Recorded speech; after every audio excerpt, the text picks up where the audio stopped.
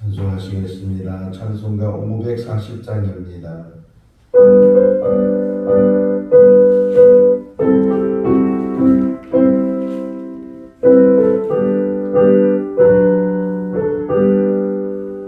주의 음성을 내가 들으니 사랑한단 말일세.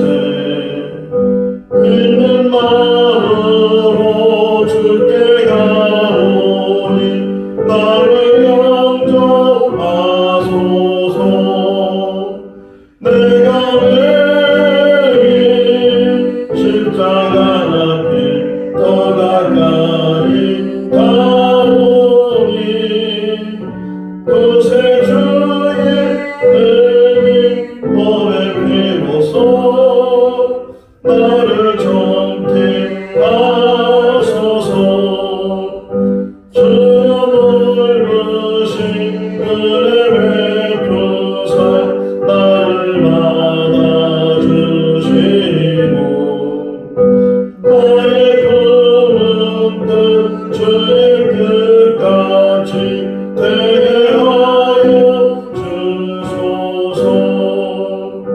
내가 내일 십자가 앞에 더 가까이 가오니 그새 주의 은인 몸의 피로써 나를 정케 하소서.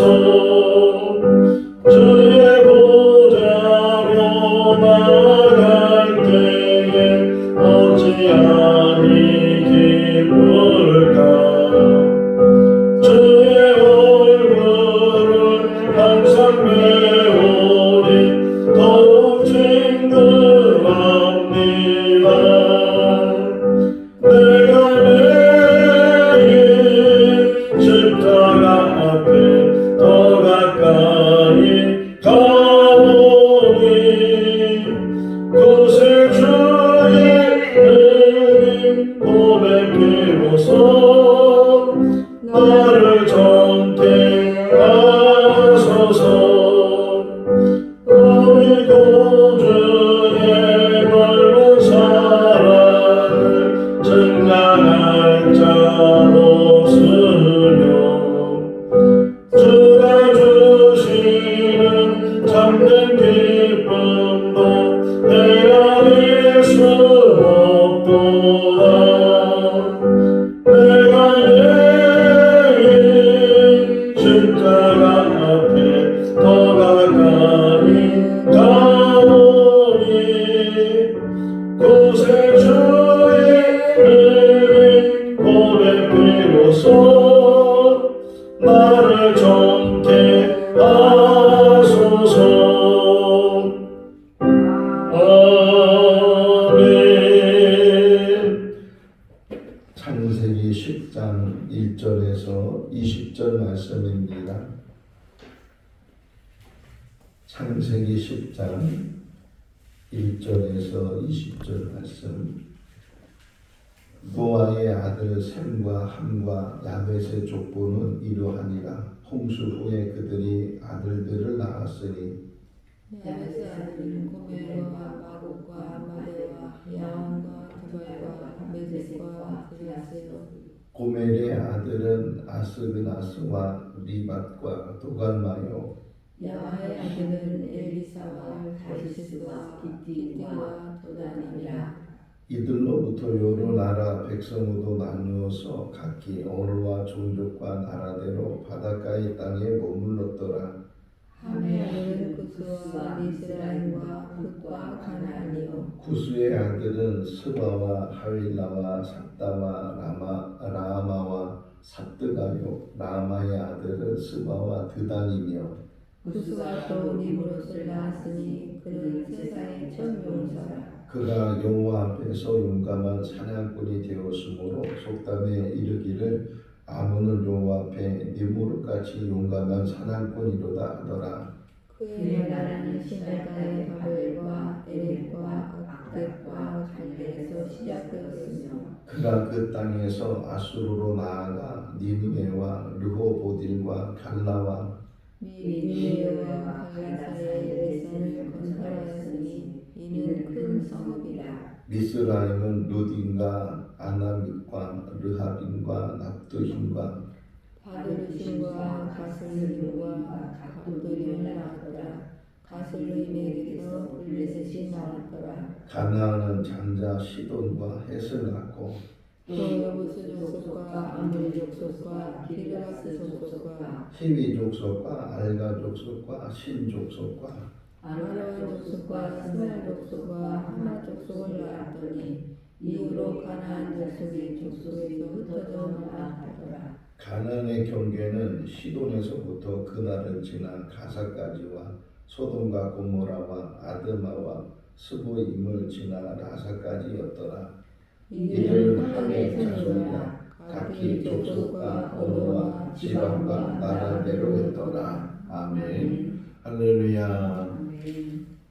가끔 공원묘지에 가서 보면 그 무덤이 있고 그 무덤 앞에는 묘비가 다 세워져 있는데 뭐 기본적으로 그 묘비에 이름이 고인에 대한 이름이 거기에 새겨져 있고 또 그 고인이 언제 태어나서 언제 사망했는지 그러니까 출생 연도와 사망 연도가 거기에 새겨져 있고 또 혹은 자녀들 이름 자녀들이나 자손들까지도 그 이름이 새겨져 있고 혹이나 이제 종교적인 것을 보면 묘비에 십자가가 이렇게 새겨져 있는 걸 보면 아 이분은 기독교인이었구나라는 것을 알게 되고 또 더 나아가서는 그 이름 위에 직분을 써서 뭐 목사, 장로, 집사, 권사 뭐 이런 직분을 새겨서 아 이분이 이 땅에 산 날 동안 이런 직분을 가지고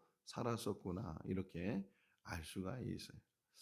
자 오늘 여기 시작이 노아의 세 아들의 족보가 시작이 됐다 이렇게 기록이 되어져 있고 원래 순서는 셈과 함과 야벳 이렇게 이름이 되어 있으니까 셈이 가장 큰 아들이고 그다음에 둘째 아들이 함이고 셋째 아들이 야벳이다. 그런데 오늘 족보를 보면 셈부터 시작하는 것이 아니고 야벳부터 시작을 해서 함 내일 새벽에는 이제 셈에 대한 그런 족보를 같이 보게 되는데 순서를 몰라서 이렇게 쓴 것이 아니고 의도를 가지고 원래는 셈을 먼저 써야 되는데 셈을 먼저 쓰지 않고 오히려 셋째 아들인 야벳을 먼저 쓰고 그 다음에 함을 쓰고 셈을 맨 마지막에 쓰게 됐다.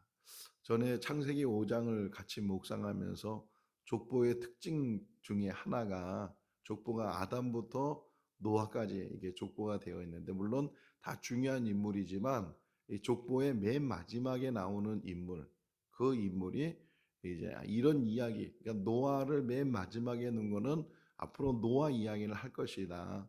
노아 시대에 홍수 심판이 있었고 그 홍수 심판에 노아가 방주를 만들었고 그 안에 들어간 노아 8식구하고 그 안에 들어간 동물들만 살게 되고 뭐 이런 이야기가 쭉 전개되는 것처럼 맨 마지막 인물 그것을 또 강조하고 그 인물 속에서 어떤 사건들이 일어나게 될 것이다 이렇게 표현하고 있는 거거든요. 그러니까 여기 셈에 대해서 이제 이야기하고 싶어 하는데 그 셈을 제일 마지막 부분에 이제 또 나와요.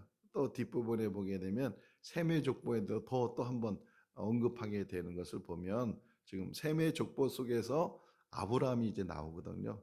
아브라함 이야기를 하고 싶어 하는데 아브라함의 조상은 물론 조상은 노아죠. 그 조상은 또 아담이고 아담이 쭉 내려가서 이제 홍수 심판 때 다 한번 쓸어내시고 이제 노아의 8식을 통해서 이제 자손들이 또 이렇게 인류가 번창하게 되는데 그 이야기 속에 다 언급을 못 하니까 그 언급을 하고 싶어하는 뭐 성경에 그런 사람의 이름이나 사람의 역사를 기록하는 책은 아니니까 그렇다고 해서 전혀 그런 사람들의 이름이 오늘 여기만 봐도 여러 사람들의 이야기가 나오는 걸 보면 어쨌든 이런 족보라는 거는 여기 족보라는 표현이 나오잖아요. 족보라는 것은 정확해야 되고 분명해야 되죠.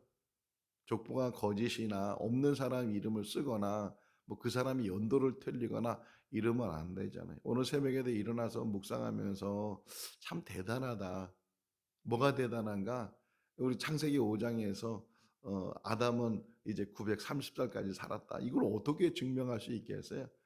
또 노아도 950살까지 살았다. 이게 다 이렇게 기록이 되어져 있는데 그 성경을 쓴 사람이 이걸 일일이 쫓아다니면서 저 사람이 몇 살까지 살까? 저 사람은 몇 살까지 살까? 이거 일일이 찾아서 확인하거나 아니 그 사람이 먼저 죽었을 거예요. 그런데 이렇게 다 성경에 보게 되면 누가 태어났고 누가 또 언제까지 살았고 또 심지어는 어떤 일을 했고 이런 것들을 기록한 걸 보면 '참 대단하다. 이게 사람의 힘으로 기록할 수 있는 일일까?' 하는 생각도 없지 않아 있었는데 어쨌든 이렇게 오늘 이제 또 노아의 8 식구가 이제 방주에서 나와서 인류의 시작이잖아요.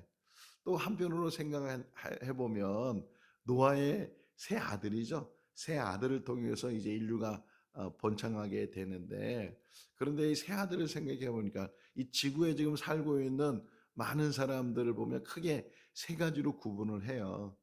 흔히 말하잖아요.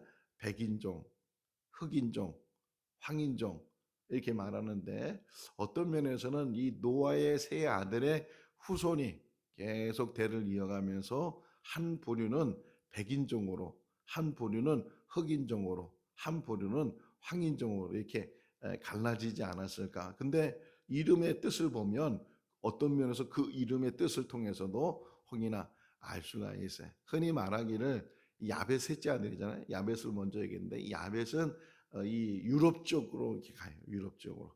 지금 지명이나 이런 것들을 보게 되면 바닷가 쪽으로 가고 이렇게 유럽 쪽으로 가게 되면 아 야벳이 백인종, 이 유럽 지역이 다 백인종 쪽은 시작이잖아요. 그렇게 하고 또 함의 이제 자손들 아들 딸과 자손들은 아프리카 쪽으로 가요. 이렇게 아프리카 에티오피아와 또 애굽이나 이런 쪽으로 이렇게 가요. 아 이게 함의 그 후손들이 흑인에 가까운 근데 이름 자체도요. 함이란 이름은 어둡다 또는 덥다 이런 뜻이고 야벳이라는 이름은 넓혀지다 어떤 그런 뜻을 가지고 있어요. 이거 이름이 뭐 그 뜻을 다 설명하는 건 아니지만 어쨌든 그렇게 퍼지게 되고 또 이제 그 셈은 이 중동 지역, 아시아 지역 그래서 이게 인종적으로 보게 돼도 유럽 쪽에는 백인 또는 아프리카 쪽에는 흑인 또는 이 중동 지역 또 아시아 지역에는 황인 이렇게 우리가 구분을 하게 되는데 꼭 그렇게 되는 건 아니지만 저희 아들이 이제 미국 가서 미국 여자하고 결혼을 해서 지금 아들을 낳는데 그 아들이 지금은 동양인처럼 보여요.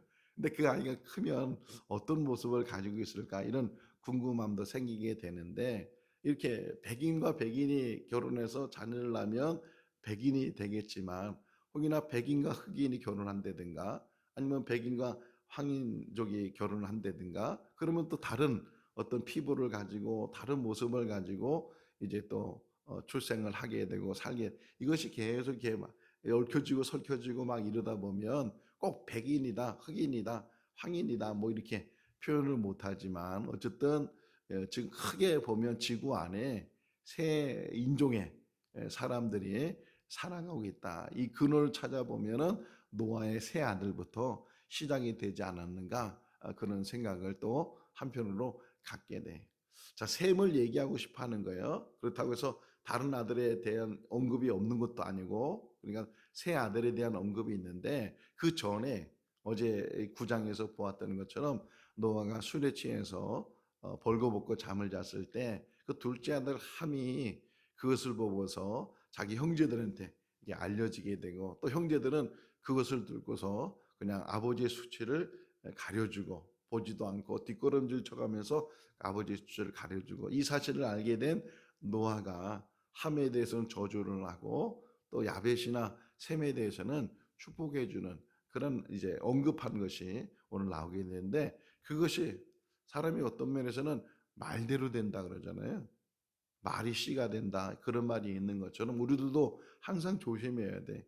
우리 자녀들을 위해서 또 다른 사람들에 대해서 함부로 말하는 것이 아니고 저주로 말하는 것이 아니고 그것이 또 씨가 돼 가지고서 그것이 곧 또 부메랑이란 말이 있어요. 부메랑. 부메랑은 돌아온다는 뜻이에요. 이게 돌아와요. 뭘 확 던지면은 그것이 막 갔다가 다시 돌아오는 것처럼 그런 말들이 다 또 자기에게 돌아오잖아요. 하나님이 말씀하시죠. 이젠 고기를 먹지만 피는 먹지 마라.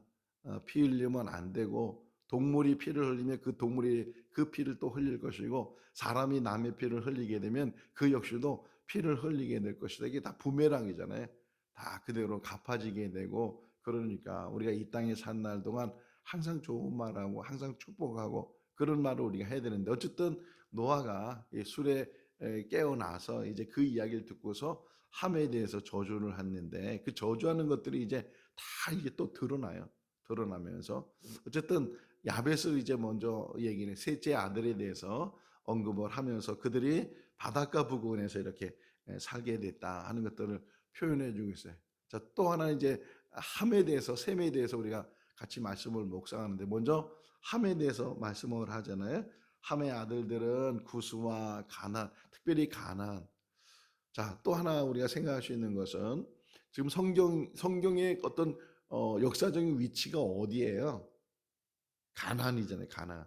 가나안에서 물론 모세가 애굽에서 태어나서 그래서 이 가나안으로 이제 이스라엘 백성을 이끌어가면서 성경을 기록했지만 그 이 이스라엘 백성들의 조상이 아브라함이고 그 아브라함이 원래는 우르에 살다가 이제 그것도 설명되죠. 11장에 우르에 살다가 하란에 갔다가 가나안으로 들어왔고 그 아브라함의 손자 야곱이 그 시대에 이제 애굽으로 들어갔다가 400년 동안 애굽에 살다가 다시금 그들의 원래 아브라함 조상이 살았던 그 가나안 땅으로 가는 그런 여정의 출애굽이고 그리고 여호수아가 그 땅을 정복하고 그 땅에 정착하고 이게 성경의 이야기잖아요.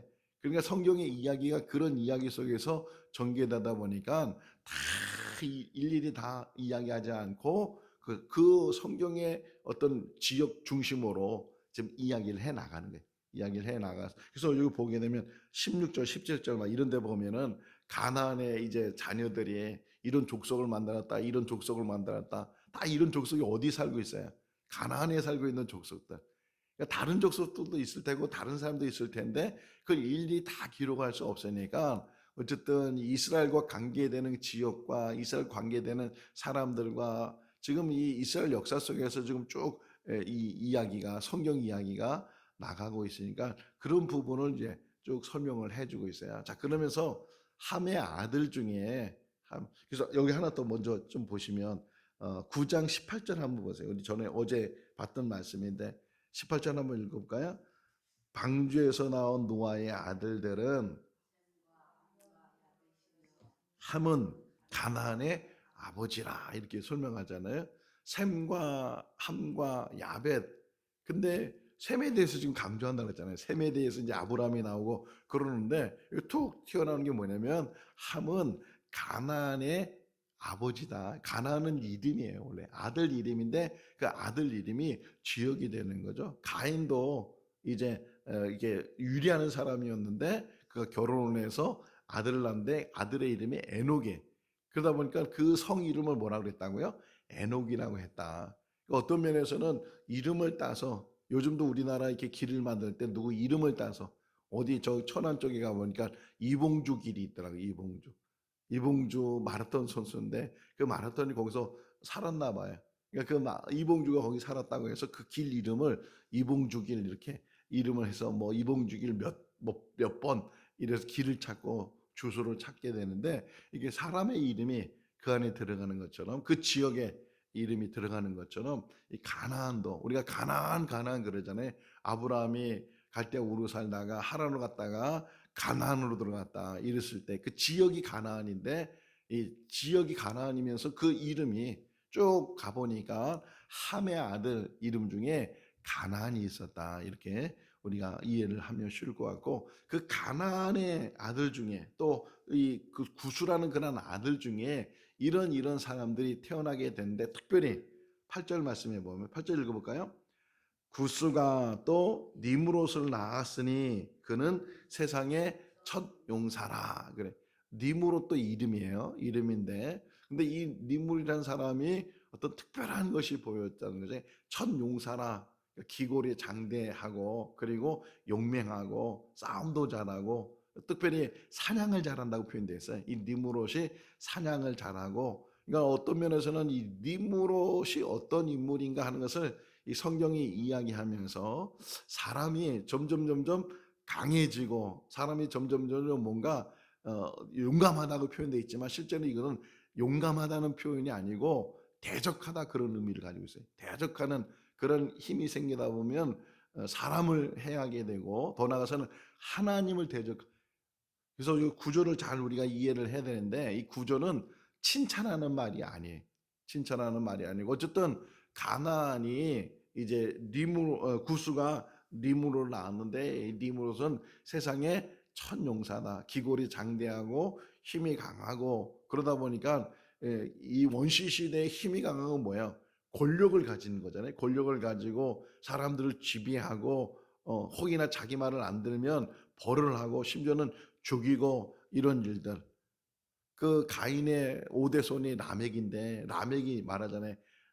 내가 사람을 혹이나 죽인다 할지라도 나를 해하는 자는 가인은 7배지만 나는 77배의 벌을 더 받을 거다. 뭐 이런 저주적인 말을 하고 이제 그러는 것처럼 그 당시에 이 리므롯이 어떤 면에서는 용감한 사람이지만 그 용감함이 사람으로서의 도리를 감당하는 것이 아니고 자기의 어떤 권력이나 자기 어떤 욕심이나 자기 어떤 하고자 하는 그런 일들에 대해서 그가 어떤 면에서는 이 당시 무슨 법이 있었겠어요? 주목이 법이죠. 힘이 법이죠. 이런 사회 속에서 지금 니무롯이라는 그런 인물이 등장했는데 자 구절을 보면 그가 여호와 앞에서 용감한 사냥꾼이었다. 용감한 우리나라 말 해석이 지금 잘못돼 있었는데 용감하다 그러면 우리는 좋은 표현이잖아요.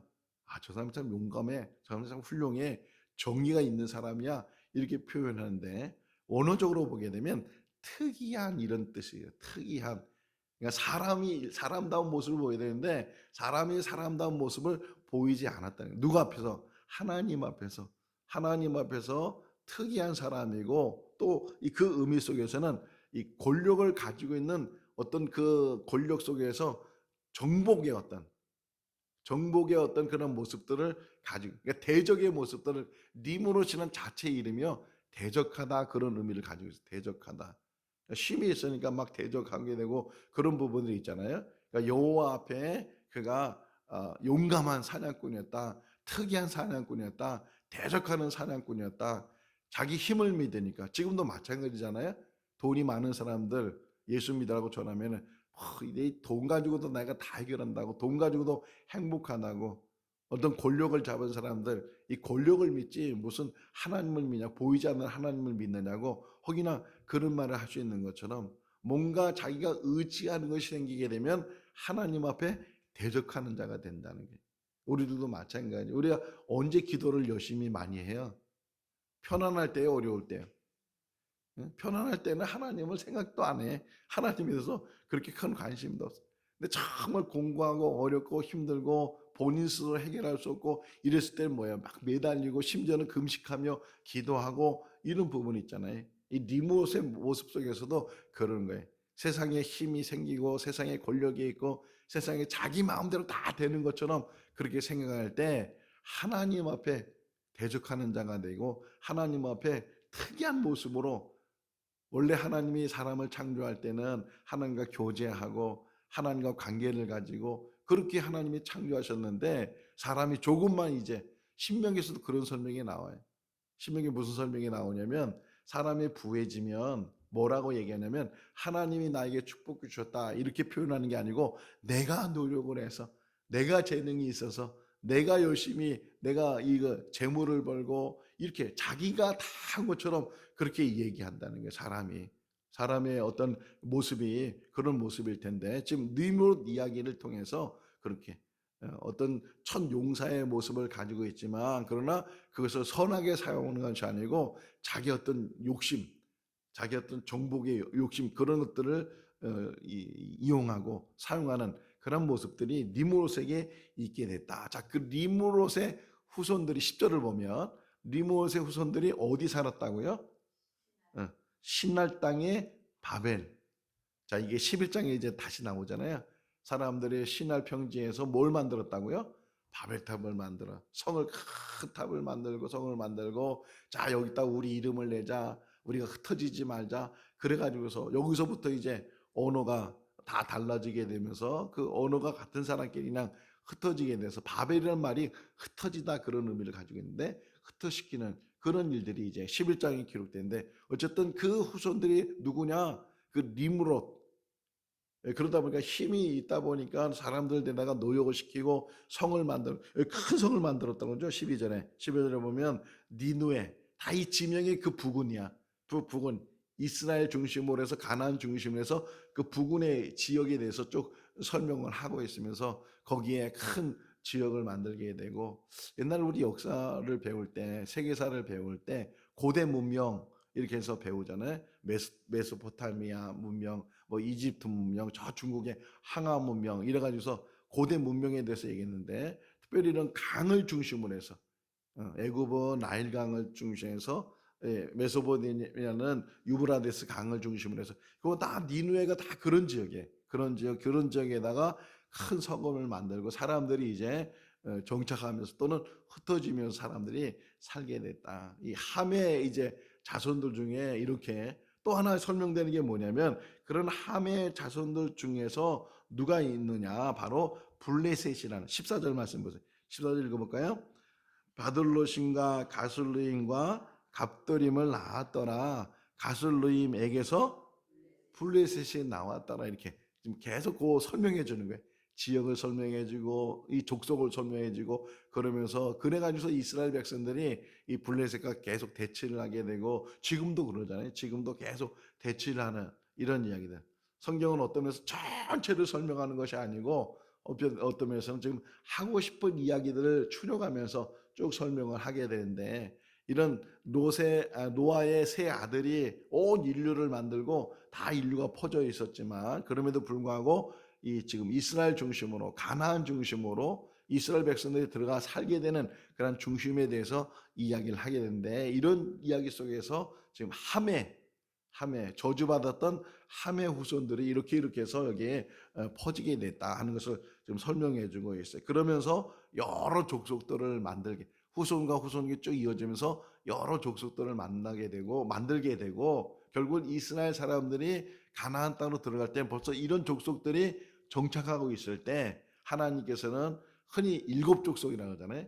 7족속에 대해서 진멸을 말하시고 그리고 거기에 하나님이 원하시는 신성국가 하나님이 다스리고 하나님이 함께하는 그런 국가를 세우고자 했는데 결국은 그 뜻을 또 이 이스라엘 백성들이 헤아리지 못하고 또 우상과 접하고 이런 족속들과 또 자폰하고 이래가지고 막 섞여가지고 또 이제 이스라엘 백성이 바로 서지 못하는 그런 모습들 앞으로 이제 보게 되는데 지금 쭉 그렇게 설명해 나가는 게 쭉 설명해 나가면서 이런 함의 족속들이 이렇게 먼저 자리를 잡았고 그런 가운데 셈의 족속이 이제 내일 새벽에 또 설명이 되고 등장을 하고 그러면서 그 셈의 족속 속에서도 쭉 11장 뒷부분에 보게 되면 나홀이 데라를 낳고 데라가 아브라함과 나홀과 하란을 낳고 아브라함이 사레와 결혼 뭐 이런 식으로 해서 쭉 이제 아브라함 이야기로 이끌어가는 그런 모습들을 보게 돼. 자, 정리하게 되면 노아의 8식구가 방주에 나와서 이제는 낳고 또 하나 이제 제가 보니까 노아는 950살까지 살았다는 거예요. 950살까지 살았는데 그런데 그 아들들은 600살 정도로 살아요. 600살. 그러니까 3분의 1 정도가 확 줄었어요. 그리고 또 이제 제가 미리 이렇게 성경 보잖아요. 보면서 이게 보면 그 뒷부분에 보게 되면 그 아들들이 또 400살 정도까지 살아요. 그러다가 이제 아브라함의 할아버지 나홀이 한 200살 정도 뭐 그렇게 살면서 점점 나이가 줄어요. 그러면서 이제 대략 120 정도로 이 나이가 줄어드는 이야기를. 근데 이게 6장에 가서 보게 되면 하나님이 말씀하시잖아요. 사람이 너무 악해가지고서 그 수명이 줄어들면서 하나님의 아들들과 사람의 딸들이 결혼하고 뭐 이러면서 그 수명이 120년 정도로 줄어들게 되는 그 이야기가 이제 실제적으로 이 나이 속에서도 나와요. 나이 속에서도. 야벳이라는 사람이 셈이라는 사람이 600살까지 살았고 또 누가 400살까지 살았고 그러면서 점점 나이가 줄어 또 이렇게 보니까 그 나이가 줄다 보니까 결혼을 일찍 해. 결혼을 일찍 해서 자녀들을 일찍 낳기 시작해. 일찍 낳기 시작하면서 또 사람이 이제 그러니까 계속 나이가 뭐 900살까지 살 때는 늦게 자녀를 낳아도 충분히 이게 잘 낳고 하는데 나이가 점점 줄어서 이제 100살, 120살 요 정도 살게 되니까 더 일찍 이제 자녀를 낳게 되는 그런 이야기도 보게 돼. 그냥 어설프게 성경이 이렇게 설명해 나가는 것 같아도 어떤 면에서는 아주 과학적이고 아주 치밀한 어떤 그 목적을 가지고 성경이 우리에게 설명을 해주고 있어요. 그러면서 생명에 대한 이야기인데 하나님이 원래 창조하실 때 생명을 창조하셨고 그 생명 안에 하나님의 속성 중에 하나가 영원하신 분이잖아요. 근데 그 영원하신 분이 하나님께서 생각하신 게 뭐냐면 이 피조물 가운데 나와 영원히 관계를 가질 피조물을 만들어야 되겠다. 그게 사람이 하나님의 형상 따라 하나님의 모양대로 이 표현이 그냥 글로 표현되어 있는 것이 아니고 하나님과 교제를 하고 하나님과 영원한 관계를 갖게 하는 이 진리를 누가 어떤 동물들이 깨달을 수 있겠어요? 우리도 잘 깨닫지 못해. 이 인간도 하나님의 형상과 모양대로 만들어진 인간도 아무리 지식이 아무리 지혜가 있고 아무리 요즘 뭐 AI 시대라고 해서 인공지능 시대에 살고 있지만 아무리 인공지능이 대단한 지능을 가지고 있다 할지라도 하나님의 생각과 하나님의 뜻을 헤아리지 못한다. 근데 성경에서는 우리에게 설명해 주는 게 영원한 생명이 있다는 거예요. 그리고 그 영원한 생명을 하나님이 우리에게 선물로 주셨는데 그냥 주시고 또 그 영원한 생명에 가는 길이 있는데 그게 바로 예수님을 통해서. 그러니까 예수님 이야기가 그래서 이렇게 설명해요. 아주 간단히 설명하는 게 성경은 주제가 하늘나라고 하늘나라가 왜 필요한 거예요? 하늘나라의 표현이 뭐예요? 영원한 나라잖아요. 영원한 나라. 그리고 성경의 내용은 예수 그리스도이다. 다시 한번 설명할까요? 성경의 주제는 하나님 나라고 성경의 내용은 예수 그리스도다. 우리에게 그러한 영생의 길이 있다는 것을 쭉 구약에서부터 신약을 통해서 우리에게 이야기해주고 우리는 이 땅에 태어나서 죽는 것으로 끝나는 것이 아니고 이 땅에 태어나서 하나님을 알고 하나님을 믿고 예수를 영접하고 예수 안에서 거듭나기만 하면 우리의 생명은 영원한 생명으로 바뀌어서 너희가 나를 믿느냐 나를 믿는 자는 영원히 죽지 않을 것이다. 주님 말씀하시는 것처럼 그 말씀 속에서 아무리 사람의 나이가 900살 살다가 이제 100살까지만 사는 그런 나이의 수명이 짧아진다 할지라도 우리에게는 영원한 생명을 하나님이 선물로 주신 줄로 믿습니다. 영생은 하나님을 아는 것과 나를 아는 것이라고 주님 말씀하셨는데 하나님을 알고 하나님이 있는 가운데 영생을 누리는 삶이 우리 삶이 될 수 있기를 그것만 깨달으면 살고 죽는 것은요 두려운 일이 아니에요. 이 땅에 사는 것도 너무 감사한 일이고 혹이나 하나님의 부르심을 받아 너무 감사한 일이고 우리의 생명은 영원한 생명으로 바뀌어져서 하나님께서 예비하신 그 영원한 하나님 나라에 우리를 이제 영접해 주실 텐데 그곳을 가기까지 철로 역정이라는 게 있잖아요. 존 버년이 쓴 철로 역정 하나님 나라 가는 데까지 여러 가지 이 나그네처럼 어려움을 당하지만 궁극적으로는 하나님 나라에 들어가는 것처럼 우리도 이 땅에 산 날 동안 하나님 나라를 향해서 한 사람도 실족함이 없이 다 하나님 나라 들어가서 영원한 하나님과의 교제 속에서 사는 우리의 축복이 될 수 있기를 주님의 이름으로 축원합니다. 기도하겠습니다. 생명의 주인이 되신 하나님 아버지, 이 땅에 하나님께서 사람을 보내시고 또 때가 되면 그 생명을 부르시는 분이 하나님이신 줄 압니다. 그럼에도 불구하고 그 생명의 주인 하나님께서 영원한 생명을 우리에게 주신 줄로 믿습니다. 우리 스스로 이 영원한 생명을 얻을 수 없지만 예수 그를 통해서 영원한 생명을 주신 줄로 믿습니다. 내가 길이요 진리요 생명이니 나로 말미암지 않고는 아버지께로 갈 자가 없느니라 말씀하신 것처럼 길과 진리와 생명이 되시는 주님을 바라보게 하시고 또 주님을 영접하게 하시고, 그래서 우리의 죄의 문제와 죽음의 문제가 해결됨을 믿고 늘 하나님을 바라보고 천국을 향해서 나가는 믿음의 삶이 되게 하여 주시옵소서. 이 창세기의 말씀을 묵상하면서 사람이 낳고 죽고 그런 모습이 반복되지만, 그러나 우리에게는 죽음이라는 것은 지나가는 문과 같고 영생에 들어가는 새로운 삶의 시작인 줄로 믿습니다. 이 땅에 산다는 끝까지 그 믿음 안에서 승리해 나가는 우리들 되게 하여 주시옵소서. 오늘도 맡겨진 사명 잘 감당하는 복된 하루가 되게 하여 주시기를 간절히 바라옵고 예수 그리스도의 이름으로 기도하옵나이다. 아멘. 마쳤습니다. 자유롭게 기도하시기 바랍니다.